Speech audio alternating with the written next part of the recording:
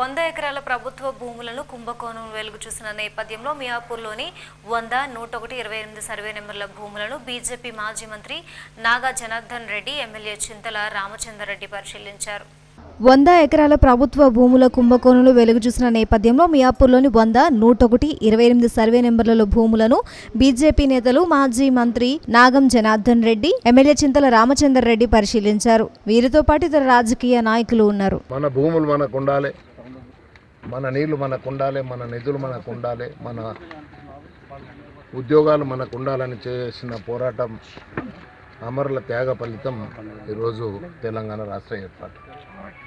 దీంట్లో ఈరోజు హెచ్ఎండిఏ పరిధిలో పెద్ద ఎత్తున ఇలా ఏ బంగారు తెలంగాణ కోసం తెలంగాణ తెచ్చుకున్నామో పెద్ద ఎత్తున స్వాతంత్ర భారతదేశంలో జరిగినటువంటి కుంభకోణంలో అతి పెద్ద భూ కుంభకోణం ఈ హెచ్ఎండిఏలో జరుగుతుంది. దాంట్లో ఈ మియాపూర్ భూ కుంభకోణం ఒకటి. ఆల్రెడీ ఇక్కడ ఎన్నో పోలీస్ స్టేషన్ల కేసులు ఉన్నాయి, లోకాయుక్తల కేసులు ఉన్నాయి, కడకది సుప్రీంకోర్టులో కూడా కేసులు ఉన్నాయి. ఇవన్నీ ఉండంగా ఫోర్జుడ్ డాక్యుమెంట్స్ తయారు చేసి ఈరోజు ఈ భూములను gold stone Prasad and company వాళ్ళు మొత్తం ఈరోజు దీన్ని కబ్జా చేసే కాడికి వచ్చేసినారు. అన్యాయకాంతంగా ఇల్లీగల్గా ఆక్రమించుకుంటున్నారు. ఇలా ముఖ్యమంత్రి గారు ఏమన్నారంటే బంగారు తెలంగాణ కోసం భూ కబ్జాలు చేసిన అన్నిటిని కూడా వెనక్కి తీసుకుంటాం.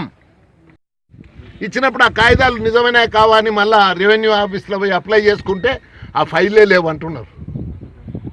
అంటే ఆ ఫైల్లే లేవంటే అక్కడ పెట్టిన పర్మిషన్లకు హెచ్ఎండిఏలు పెట్టినవి తప్పుడు. హైకోర్టుకి ఇచ్చిండ్రా, ఎట్లా హైకోర్టుకి ఇచ్చిండ్రు. హైకోర్టుకు ఈ డాక్యుమెంట్స్ ద్వారా అని హైకోర్టులో సబ్మిట్ చేసిన డాక్యుమెంట్లు ఫోర్జుడ్ డాక్యుమెంట్స్. ఇలా ఇట్లా వేల ఎకరాలు ఇలా తెలంగాణ ఎవరి కోసమయ్యేవి భూములు? ఎవరికి చెందాలనయా? పేదలకు చెందాలి, దళితులకు చెందాలి. ఇలా ఇక్కడ ఉండేటువంటి విద్యార్థుల యువకుల భవిష్యత్తు కోసం చెందాలి. ఈరోజు ఈ యొక్క రాష్ట్రం బంగారు తెలంగాణ అయ్యేటందుకు ఈ ల్యాండ్స్ వేలాది కోట్లు, 1,00,000 కోట్ల రూపాయల విలువైన స్కామ్ ఇది.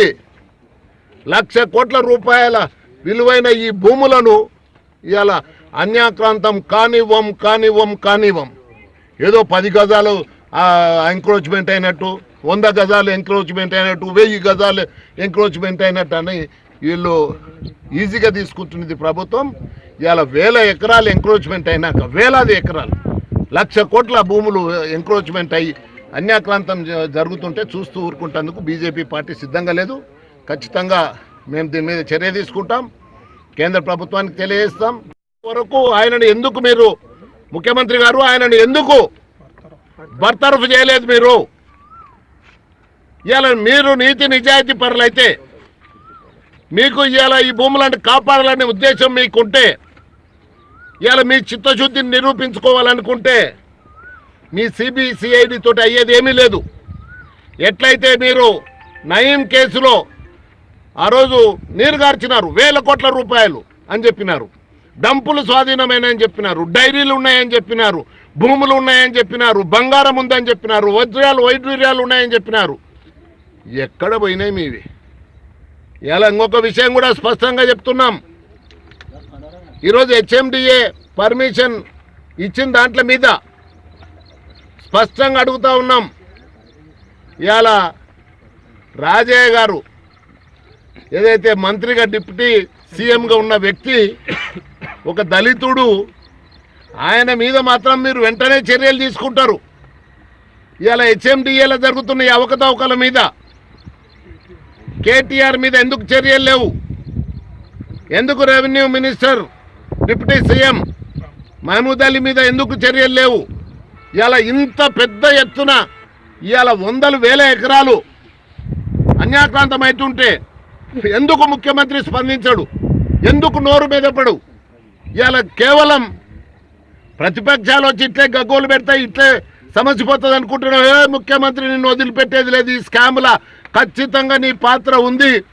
పాత్ర లేకపోతే నీకు నిజాయితీ ఉంటే వెంటనే సిబిఐ ఎంక్వైరీ, లేకపోతే దీన్ని మాత్రం మేము వదిలిపెట్టే ప్రశ్నే లేదు.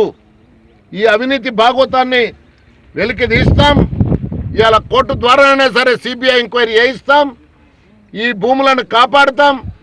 ఈ మీ ప్రభుత్వం యొక్క అవినీతిని బయట పెడతాం. ఇవాళ అరే ఎన్ని డాక్యుమెంట్లు ఎవరు, చోరాగ్రేసర్లు ఎవరు, ఎవరు దీనికి ఇంత అవినీతికి పాల్పడింది ఎవరు, వాళ్ళ మీద ఎలాంటి చర్యలు లేవు. ఇవాళ ఒకటి ముఖ్యమంత్రి గారు మీరు ఆ రోజు ఏమన్నారు, ఇవాళ రెవెన్యూ టాస్క్ ఫోర్స్ కమిటీ ఒకటి వేసినారు. దాంట్లో ఎస్కే సిన్హాను మీరు అధ్యక్షునికి వేసినారు. ఆయన దాదాపుగా 15 రిపోర్ట్లు ఇచ్చిండు. దాంట్లో 1100 ఎకరాలు, 11,000 ఎకరాల్లో 1100 ఎకరాలకు సంబంధించిన రిపోర్ట్ ఇచ్చిండ్రు. దాంట్లో ఒక్క భూదానం ల్యాండ్స్ విషయంలో మీరు యాక్ట్ చేసినారు. రాజేంద్రనాథ్ రెడ్డి అనే ఎక్స్ చైర్మన్, భూదాన్ చైర్మన్ను అరెస్ట్ చేసినారు. ఒక 2 రెవెన్యూ ఇన్స్పెక్టర్లను అరెస్ట్ చేసిండ్రు. ఇవాళ ఇంత పెద్ద భూ కుంభకోణం ఈ గోల్డ్ స్టోన్ ప్రసాద్ చేసింది. రెవెన్యూ అధికారులు, రెవెన్యూ మంత్రి సహకారం లేకుండా, ఎందుకంటే ఆయన దగ్గర పూర్తిగా సమాచారం ఉంది. రెవెన్యూ మంత్రికి ఎంతోమంది పిటిషన్లు ఇచ్చిండ్రు. అదేవిధంగా పోలీసుల అండదండలు లేకుండా ఇంత పెద్ద భూ కుంభకోణం జరుగుతుందా? నీవు ఒక ఇంచు కూడా అటువైపు ఆలోచించడం లేదు. ఎందుకు నీవు గోల్డ్ స్టోన్ ప్రసాద్ ఎక్కడున్నాడని అడుగుతా ఉన్నాం. ఇవాళ ఆయన ఈరోజు మొత్తము అమెరికాలో బ్యాంకులకు ఫోర్జుడ్ డాక్యుమెంట్స్ పెట్టి $300 మిలియన్ కాజేసిన ఆయన ఇక్కడికి వచ్చి దాదాపు 20,000 ఎకరాలకు హైదరాబాద్ హెచ్ఎండిఏ పరిధిలో ఈరోజు ఆయన భూ కుంభకోణాలు చేస్తూ ఉంటే ఏం చేస్తుంది ప్రభుత్వం అని చెప్పి ప్రశ్నిస్తూ ఉన్నా. ఇంకొక విషయం కూడా స్పష్టంగా అడుగుతా ఉన్నాను.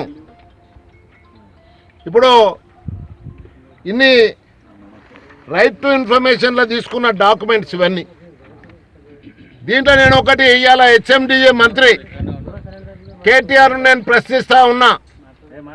ఫోర్జుడ్ డాక్యుమెంట్స్ పెడితే మీ హెచ్ఎండిఏ మీరు అంటే మంత్రిగా మీరు ఎందుకు బిల్డింగ్స్లకు అనుమతులు ఇస్తున్నారు?